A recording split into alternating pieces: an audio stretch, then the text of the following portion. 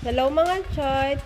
Dahil Sabado, samahan natin ang aking asawa sa kanya pupuntahan. Dahil wala naman sasama sa kanya, kundi ako lang. Diba? So, andito kami ngayon sa Premier Lux Dental Clinic. Oo, tama. Ang inyong narinig. Dahil siya yung magpapaayos ng kanyang ngipin. Ang arte pa niyan, pero excited yan.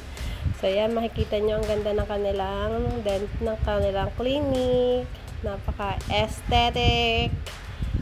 So, pirma muna siya ng terms and condition and explain sa kanya kung ano mga kailangan niya malaman sa kanyang papagawa sa kanyang ngipin. Oh. Yan, so basa-basa muna siya para alam niya yung mga gagawin sa kanya. Pirma doon, 'di ba? At ito na nga, excited na siya. Yan, susunod na yan siya.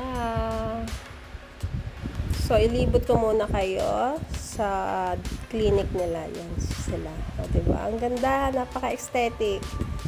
Yan, aesthetic ng clinic nila. So, bago pa lang yung clinic nila dito sa Muntinlupa.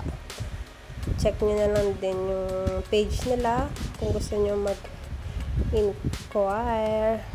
At ito na nga tayo mga choy, nababagot na tayo sa ating asawa. Ganito pa yung feeling nila pag nag-aantay sila sa atin mga babae sa pag-shopping, sa pagtitingin sa mga sa mall, pag nagpapasama tayo.